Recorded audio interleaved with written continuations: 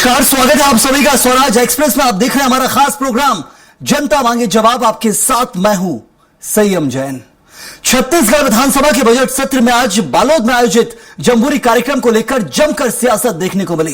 कांग्रेस ने इस आयोजन में टेंडर प्रक्रिया में अनियमितता और भ्रष्टाचार के गंभीर आरोप लगाए, तो वहीं सरकार ने इन आरोपों को सिरे से खारिज करते हुए कहा कि कार्यक्रम सफल रहा और विपक्ष इसकी सफलता से परेशान है। मंत्री के जवाब से असंतुष्ट कांग्रेस विधायकों ने सदन से वॉकआउट कर दिया। पहले रिपोर्ट देखिए आप।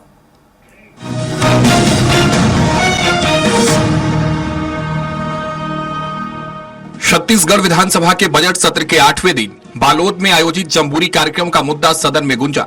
कांग्रेस ने आयोजन में करोड़ों रुपए के खर्च और टेंडर प्रक्रिया को लेकर सरकार को घेरते हुए गंभीर आरोप लगाए। कांग्रेस विधायक उमेश पटेल ने आरोप लगाया कि पहले जारी टेंडर को निरस्त कर एक खास ठेकेदार को फायदा पहुंचाने के लिए नया टेंडर जारी किया गया। उन्होंने कहा कि टेंडर प्रक्रिया पूरी होने से पहले ही ठेकेदार ने काम शुरू कर दिया, जो नियमों का खुला उल्लंघन है। कांग्रेस ने पूरे मामले की निष्पक्ष जाँच की मांग की है। ये बालोद में जो स्काउट गाइड का कार्यक्रम होना था, उसमें भारी भ्रष्टाचार हुआ है।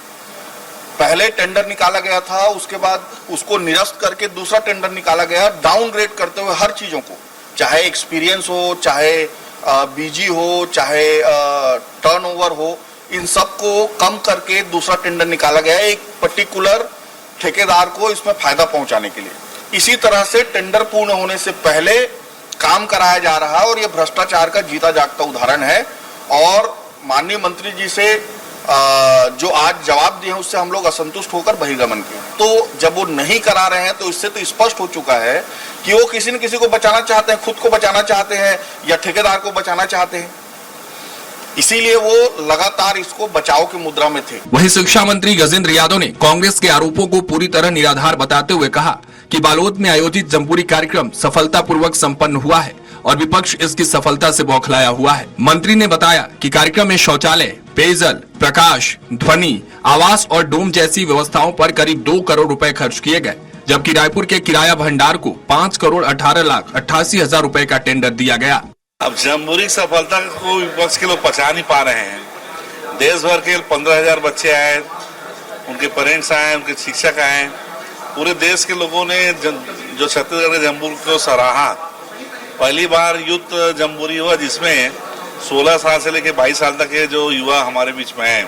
बहुत शानदार कार्यक्रम था, लेकिन ये आयोजन में चूंकि बालोद जिले में हुआ, बालोद जिले के तीनों विधायक कांग्रेस के थे, वो बचा नहीं पाए। लोगों ने जबरदस्त सराहा।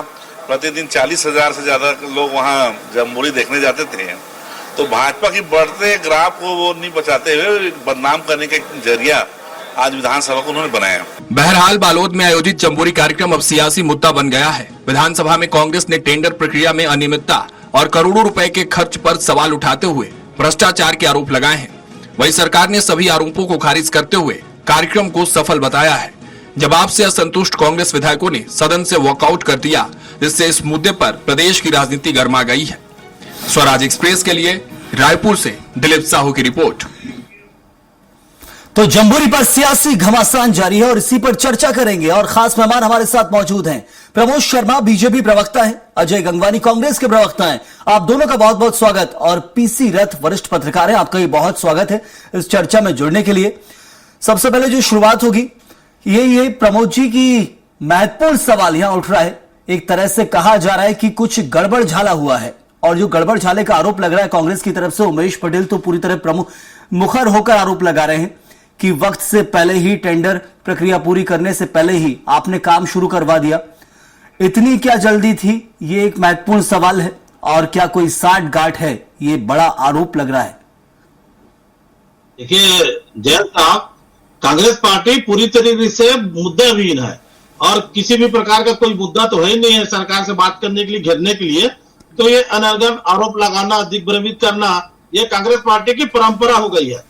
एक्चुअल में हुआ यह है कि जम्बूरी का जो शानदार आयोजन, जो देश भर से 15,000 बच्चे आए थे और इतनी भारी मात्रा में सफलता पाना, ये कांग्रेस पार्टी को पच नहीं पा रहा है और ये बौखला गई है। इसीलिए अनगन आरोप लगा रहे हैं। और अभी आप टेंट के बारे में बोल रहे थे कि पहले टेंडर होने से पहले उनको कॉन्फिडेंस रहा होगा वो टेंट वाले को कि टेंडर मेरे को मिलेगा, वो किसने चालू करा दिए होंगे। तो इसमें किसी भी प्रकार का कोई भ्रष्टाचार नहीं, नहीं हुआ है। लेकिन तो इतना कॉन्फिडेंस जो भी होगा, तो भ्रष्टाचार की और अंदेशा कर देता है प्रमोद जी, इतना कॉन्फिडेंस भ्रष्टाचार की और अंदेशा कर देता है, यही तो कांग्रेस को लग रहा है कि इतना कॉन्फिडेंस कैसे आ गया। सरकारी टेंडर है और उसमें पूरी नियमावली का कॉन्फिडेंस था, हो सकता है उसको कॉन्फिडेंस रहा, इसलिए पहले से काम चालू कर दिया होगा।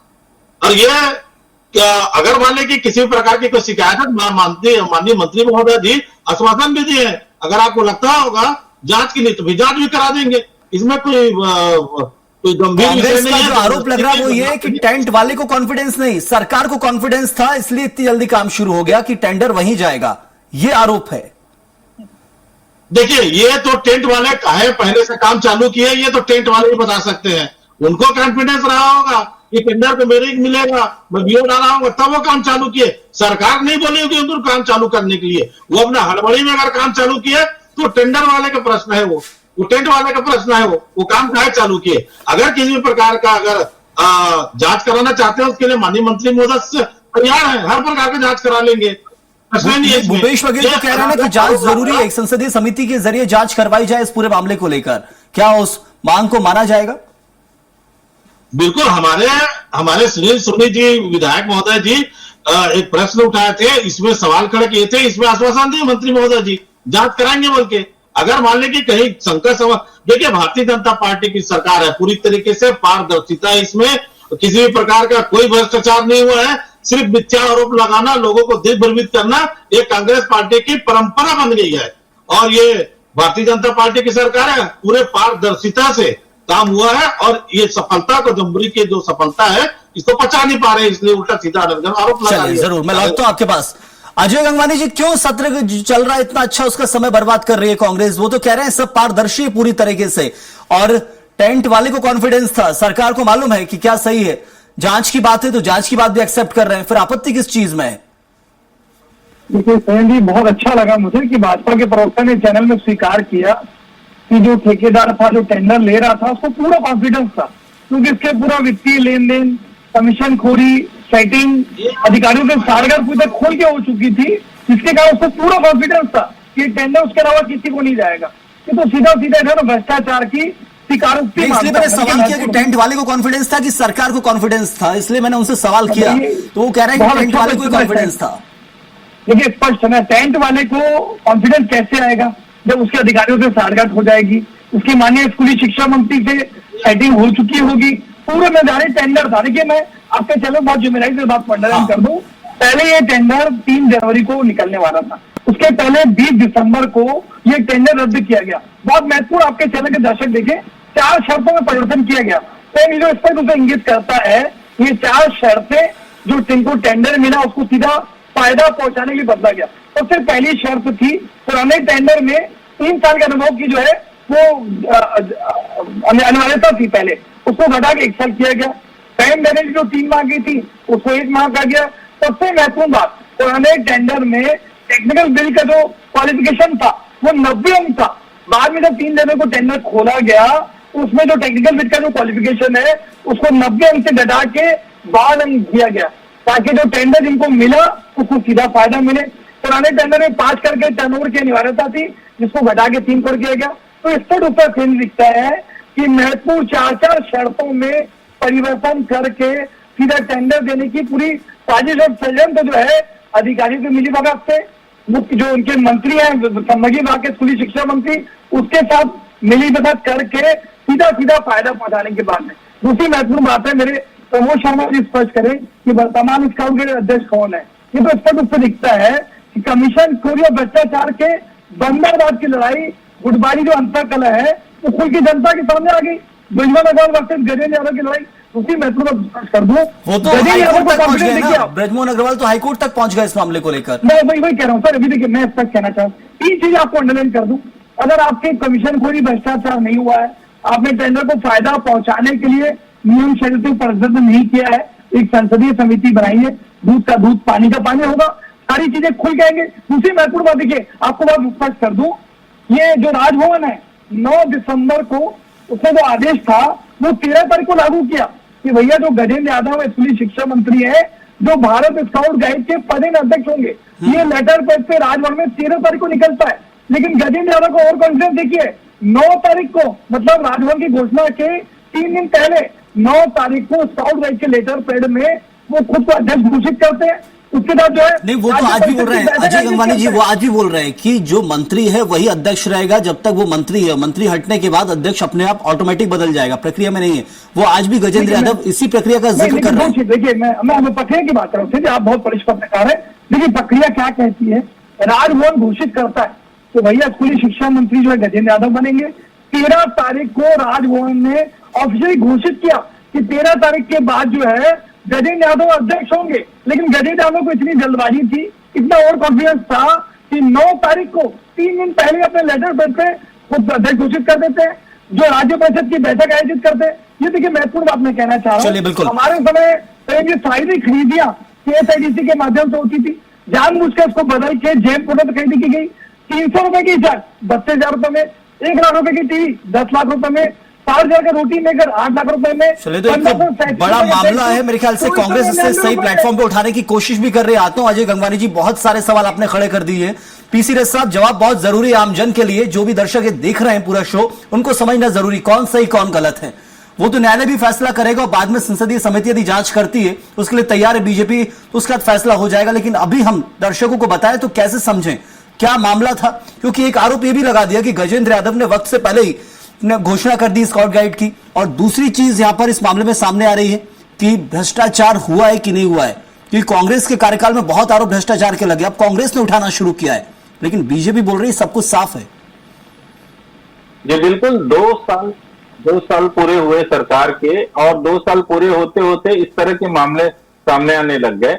अभी शिक्षा मंत्री जी को शिक्षा मंत्री बने ज्यादा समय भी नहीं हुआ था। हाँ। उसके बाद इस तरह से अगर शिकायतें आई और शिकायतों के बाद मामला कोर्ट तक चला जाए और उसमें भी हाई कोर्ट में खुद उनकी पार्टी के बृजमोहन अग्रवाल जैसे कद्दावर नेता पहुंच जाए और पद की लड़ाई एकदम जनता के बीच उजागर हो जाए, तो कहीं ना कहीं कुछ ना कुछ आर्थिक गड़बड़ियां हैं, ये लोगों के मन में संदेह जागना स्वाभाविक है। अब सवाल यह है कि अगर टेंडर के मामले को लेकर के 5 करोड़ और 2 करोड़ की बात जो की जा रही है, तो ये बहुत बड़ी राशि दिखाई नहीं दे रही है, लेकिन इसके बावजूद इसको लेके अगर मंत्री जी अड़े हुए हैं और पार्टी के पुराने कद्दावर नेता अड़े हुए हैं, यानी कहीं ना कहीं गड़बड़ घोटाला तो है, ये जनता को समझ में आ रहा है। और दूसरी बात यह है कि शिक्षा विभाग को जिस तरह से देखा गया था, जिस नजरिए से देखा गया था, और बृजमोहन अग्रवाल के हटने के बाद उनको सांसद बनाया गया तो मंत्री पद को उनको छोड़ना पड़ा। हाँ। राज्य से उनको एक तरह से निर्वासित करने की तैयारियां इस तरह से हुई थी पार्टी के बीच में, तो उसमें अगर वो आपत्ति कर रहे हैं तो ये बहुत गंभीर बात है।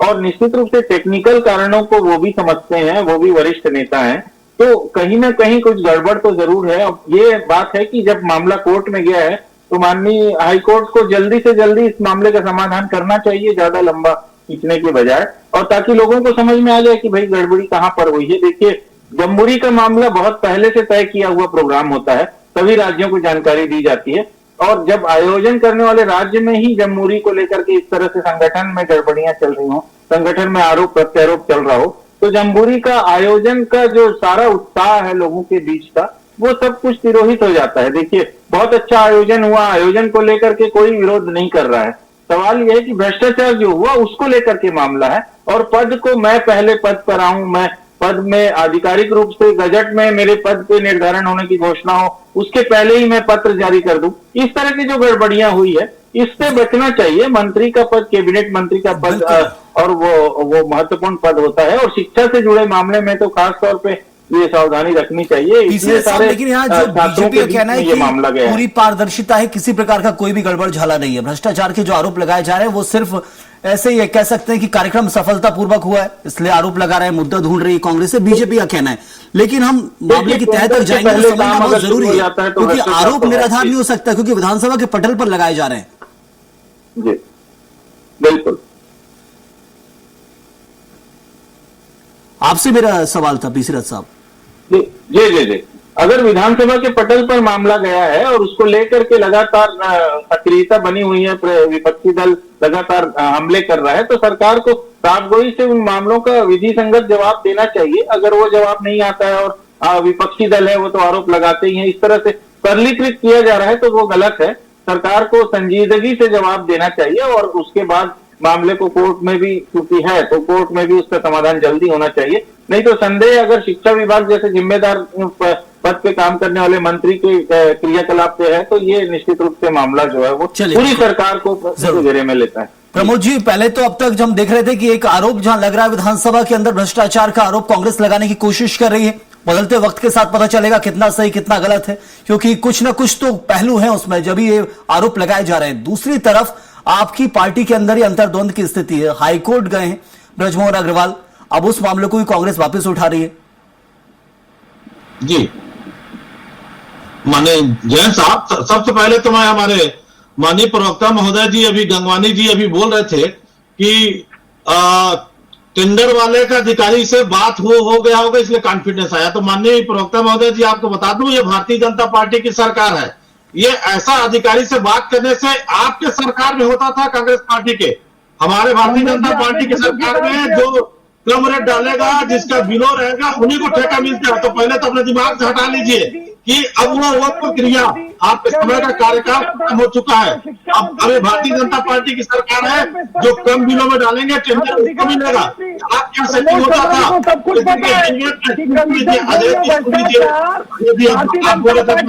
नहीं, भ्रष्टाचार के आरोप यदि लगेंगे तो उसका जवाब बहुत जरूरी मेरा मानना है। अजय जी, मैं आता हूं आपके पास, पहले जवाब दे दे प्रमोद जी। अजय जी, जब आप बोल रहे थे मैं सुन रहा था इसलिए आप भी आदत डालिए। अगर कोई दूसरा प्रवक्ता बोलता है तो ध्यान से सुनिए, फिर आपकी बारी है आप बोलिएगा। बोलिए प्रमोद जी। अच्छा प्रवक्ता का निशानी नहीं है, आप ध्यान से पहले सुनिए, फिर आपकी बारी आएगी तो आपको बात पूरी कीजिए जरूर। मुद्दे सुनिए ना, ये भारतीय जनता पार्टी की सरकार है जिसमें 10% रहेगा उन्हीं को ठेका मिलेगा, किसी अधिकारी को 60 गांठ से नहीं मिलेगा, पहली बात। और दूसरी बात है कांग्रेस पार्टी की, अभी आप बता रहे थे अपने सरकार में तुलना कर रहे थे, तो वही डीएमएफ का फंड का पैसा बिना टेंडर के सीएम हाउस से कौन जाता था कलेक्टर के पास और 35% जमा करा के वही 20,000 रुपए का ई साइकिल जो ग्रामीण अंचल में जाता था 60,000 55,000 रुपए में बिना टेंडर के आपके कांग्रेस के कार्यकर्ता करते थे।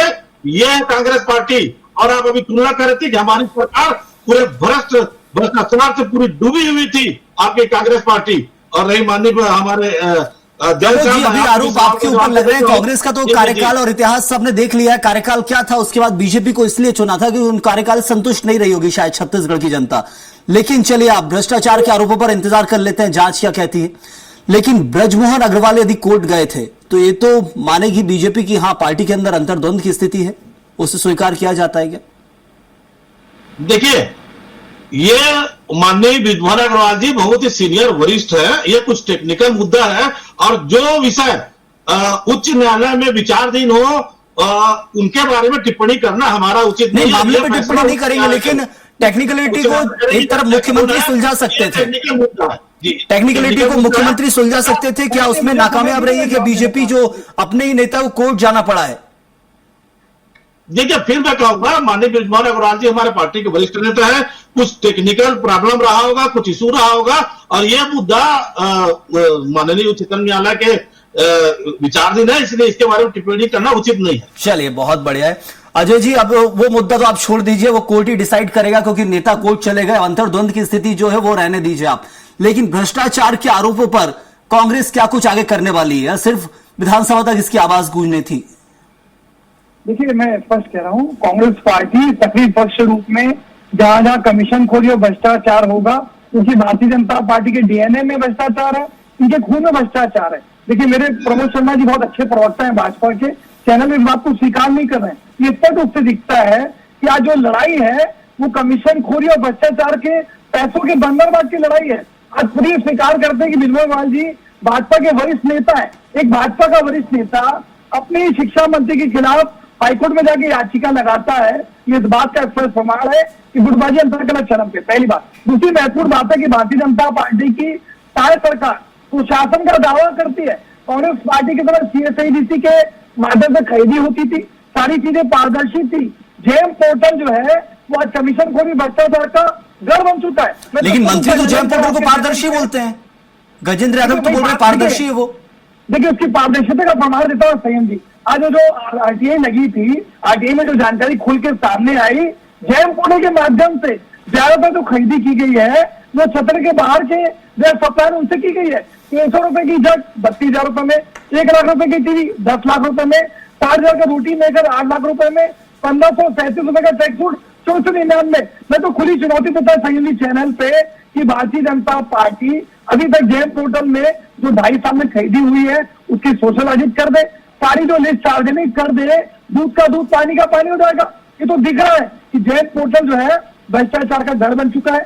दूसरी महत्वपूर्ण बात इकलौता उदाहरण नहीं है, जमहूरी घोटाले के अलावा मुख्यमंत्री सामूहिक कन्या विवाह में स्पष्ट रूप से जो साइंस कॉलेज में आयोजन किया जा रहा था, महिला बाल विकास में सीधा उसमें कमीशन खोरी भ्रष्टाचार में शामिल लिखता है। वहां पे भी देख लीजिए, ना प्रेजेंटेशन हुआ, ना फाइनेंशियल डीड हुई, ना कोई वर्क ऑर्डर हुआ, लेकिन जो है वहां पे ऑलरेडी काम चालू हो जाता है। अजय जी, आरोप बढ़े, लेकिन अब चलिए ये भी बता दीजिए कांग्रेस क्या कुछ एक्शन लेगी? क्या सिर्फ आरोप तक रहेगा विपक्ष का रोल विधानसभा के अंदर? आगे कुछ एक्शन देखने मिलेगा विपक्ष की तरफ से? सुनवाई नहीं देखिए, हमने देखिए स्पष्ट है, लोकतंत्र का मंदिर सबसे बड़ा सदन का मंदिर माना जाता है। हम पूरी दमदारी से आज विपक्ष को भ्रष्टाचार को उठाने का प्रयास कर रहे हैं। हमारे 20 विधायकों को आज वो है निलंबित करने का दुष्प्रयास कर रहे हैं। भैया, अगर आपकी नियत नीति मंशा साफ है, आपने कमीशन को भी भ्रष्टाचार नहीं किया है, तो एक संसदीय समिति बनाइए, विधायक को अध्यक्ष बनाइए, 3 कमेटी बनाइए, जो दूध का दूध और पानी का पानी करेगा। आप एक्स्ट्रा रूप से जांच से भागते हैं। हमारे कांग्रेस के प्रतिनिधि मंडल ने ईओडब्ल्यू और एसीबी में भी आज वहां पे लिखित आवेदन दिया।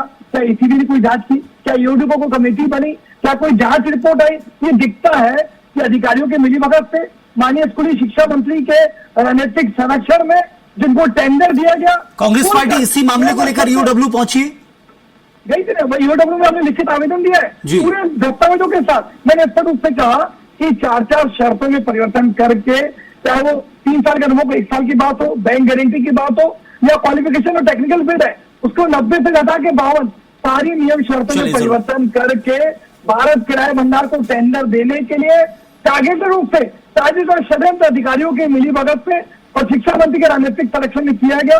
और इस पर रूप से दिखता है कि जो लड़ाई है, रकम भले ही छोटी, लेकिन आरोप कुछ बड़े लग रहे हैं। मैं लौटता हूं, आपके पास वक्त अब बहुत कमी है। पीसी रथ साहब, ये देखिए, आप ईओडब्ल्यू तक पहुंच रही है कांग्रेस और पूरे सबूतों के साथ पहुंच रही है, लेकिन हमने देखा कांग्रेस के जो कार्यकाल था उसमें भ्रष्टाचार के खूब आरोप बीजेपी की तरफ से लगे थे। अब बीजेपी केंद्र में भी है, प्रदेश में भी है, कांग्रेस आरोप लगा रही है, जांच एजेंसियों तक पहुंचने की कोशिश कर रही है, लेकिन वो आश्वासन नहीं मिल पा रहा जो उन्हें चाहिए। कैसे होगी जांच? जी देखिए, डबल इंजन सरकार कहा जा रहा है, तो डबल इंजन सरकार के पास पूरा मौका है कि मामले में जो भी अनियमितताएं हुई हैं उसको उजागर करे। ये बात प्रदेश की जनता भी जानती है कि दोनों ही पार्टियों के शासनकाल में कोई 100% ईमानदार काम हुआ हो, ईमानदारी से काम हुआ, ऐसा नहीं है। दोनों ही पार्टियों में सभी कार्यकर्ता, सभी नेता बिल्कुल ईमानदारी की प्रतिमूर्ति हैं, ऐसा भी नहीं है।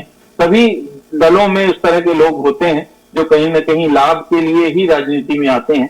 तो ऐसे लोगों को अगर सही समय पर दंड देंगे तो सुशासन की जो बात की जा रही है उसका एक उदाहरण प्रस्तुत करेगी विष्णुदेव साय जी की सरकार। लेकिन अगर इस मामले में किसी तरह से व्यापक जांच करने के बजाय मामले को अगर इस तरह से थूक पालिश करके निपटा दिया जाएगा या छुपा दिया जाएगा चीजों को, तो कहीं ना कहीं उसका खामियाजा सरकार को आगे भुगतना पड़ सकता है। तो अपनी पार्टी की स्वस्थ छवि बनाए रखने के लिए भाजपा को कम से कम इस मामले में वो लेने चाहिए, कड़े कदम उठाने चाहिए। एक और जवाब आपसे हमने देखा कि अभी तक 2 साल के अंदर, पहले बिलासपुर के पास जहां भारतमाला प्रोजेक्ट में गड़बड़ झाले का आरोप खुद बीजेपी के नेता ही लगाते हैं, धर्मलाल कौशिक खुद आरोप लगा रहे थे उस वक्त, और उसके बाद फिर से एक और मामला सामने आया, भ्रष्टाचार के दोनों मामले उजागर हो रहे थे उस वक्त भी।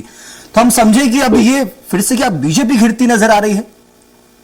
निश्चित रूप से जैसे जैसे समय होता जाएगा तब कहीं ना कहीं सरकार को अपने मुद्दों को साफ रखना पड़ेगा और आगे आने वाले चुनावों के पहले ही अपने इस तरह से लगने वाले आरोपों का सही तरीके से समयबद्ध जांच के बाद उसका समाधान निकालना पड़ेगा और जो दोषी हैं उनका चिन्हांकन करके उन्हें निश्चित रूप से जो भी सजा होती है वो दी जानी चाहिए। आरोप बहुत सारे लगे हैं, अगर सरकार ये नहीं कर पाती है आरोप निकल कर सामने आए, कैसे कार्रवाई होती है और क्या जांच का आश्वासन मिलता है, इंतजार रहेगा। वक्त इतना ही था, बहुत शुक्रिया अदा करूंगा। प्रमोद जी आपका धन्यवाद, अजय जी आपका भी बहुत बहुत धन्यवाद, और पीसी रथ साहब आपका भी बहुत धन्यवाद हमारे साथ जुड़ने के लिए। तो बीजेपी कार्यकाल में भ्रष्टाचार के आरोप लगना शुरू हो गए हैं, लेकिन भ्रष्टाचार कितना हुआ वो एक सवाल है। आंकड़े पूरे रख रही है कांग्रेस, ईओडब्ल्यू तक, जांच एजेंसियों तक पहुंचने की कोशिश है, लेकिन ऐसा कोई आश्वासन नहीं मिला है कि इस मामले में जांच हो। पहले भी सामने आया था एक मामला, भारतमाला प्रोजेक्ट में कुछ गड़बड़ी और भ्रष्टाचार का मामला उजागर किया था खुद बीजेपी के नेताओं ने। और अब फिर से देखिए बीजेपी कार्यकाल में यह मामला छत्तीसगढ़ के अंदर उजागर हुआ, लेकिन कार्रवाई क्या होगी वो एक महत्वपूर्ण सवाल और नजर उसी पर बनी रहेगी। इस वक्त के लिए फिलहाल इतना ही। आप बने रहिए स्वराज एक्सप्रेस के साथ।